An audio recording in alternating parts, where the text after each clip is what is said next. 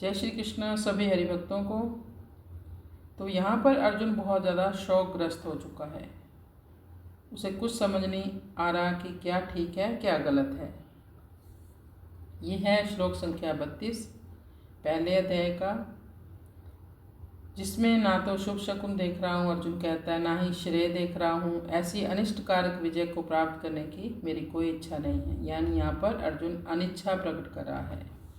कहता है, ना कांक्षे विजयम कृष्ण ना च राज्यम सुखानि च किम नो राज्यन गोविंद किम भोगैर्जीवितेन वा।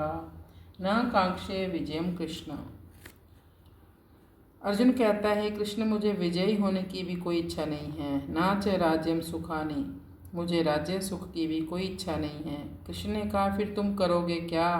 तो आगे अर्जुन कहेगा, मैं जंगल चला जाऊंगा, भिक्षा मांगकर अपना गुजारा कर लूँगा। ये सब बड़े बड़े वाक्य बोलेगा यहाँ पर अर्जुन। किम नो राज्यन गोविंद किम भोगैर्जीवितेन वा।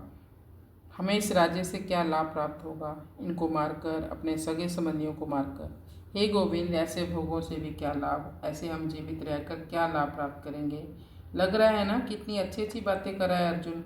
कभी कभी लोग भगवान श्री कृष्ण पर आक्षेप लगा देते हैं, देखो यह कितना अच्छा व्यक्ति है अर्जुन, लेकिन श्री कृष्ण इसे युद्ध के लिए उकसा रहे हैं।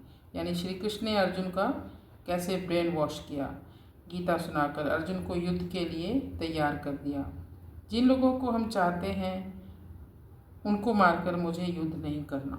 यह अर्जुन सोचता है कि यदि मैं मानो युद्ध जीत भी जाता हूँ तो मेरे रिश्तेदार तो सभी मारे जाएंगे, तो मुझे कोई राजा बना हुआ देखने वाला ही नहीं रहेगा, तो मैं क्या जीत कर करूँगा, राजा बनने का भी क्या फ़ायदा होगा।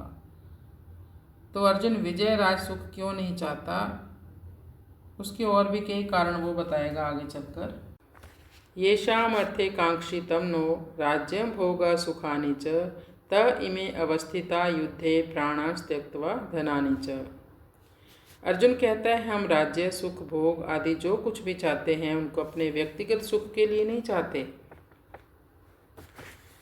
बल्कि इन कुटुंबियों, प्रेमियों, मित्रों आदि के लिए ही चाहते हैं। अपने गुरुओं, पिता, पितामहों, पुत्रों आदि को सुख आराम पहुँचे, इनकी सेवा हो जाए, ये प्रसन्न रहें, इसके लिए तो हम युद्ध करके राज्य लेना चाहते हैं, भोग सामग्री इकट्ठा करना चाहते हैं। ता इमे अवस्थिता युद्धे प्राणांस त्यक्त्वा धनानि च। पर वे ही ये सब के सब अपने प्राणों की और धन की आशा को छोड़कर युद्ध करने के लिए इस युद्ध भूमि में हमारे सामने खड़े हैं। इन्होंने ऐसा विचार कर लिया है कि हमें न प्राणों का मोह है, न धन की कोई इच्छा है।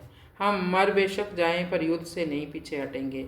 अगर ये सब के सब मर ही जाएंगे तो फिर हमें राज्य किसके लिए चाहिए, सुख से क्या फ़ायदा होगा, धन किसके लिए चाहिए, अर्थात इन सब की इच्छा हम किसके लिए करें। प्राणांस त्यक्त्वा धनानि च। वे प्राणों की और धन की आशा का त्याग करके खड़े हैं युद्ध भूमि में, अर्थात हम जीवित रहेंगे और हमें धन मिलेगा, इस इच्छा को छोड़कर वो युद्ध भूमि में खड़े हैं। अगर उनमें प्राणों की और धन की इच्छा होती तो वो मरने के लिए युद्ध भूमि में क्यों खड़े होते। इसलिए यहाँ प्राण और धन का त्याग करने का तात्पर्य उनकी आशा का त्याग करने में ही है। तो आगे बताएंगे कि जिनके लिए हम राज्य, भोग और सुख चाहते हैं वे लोग कौन हैं। हरे कृष्णा।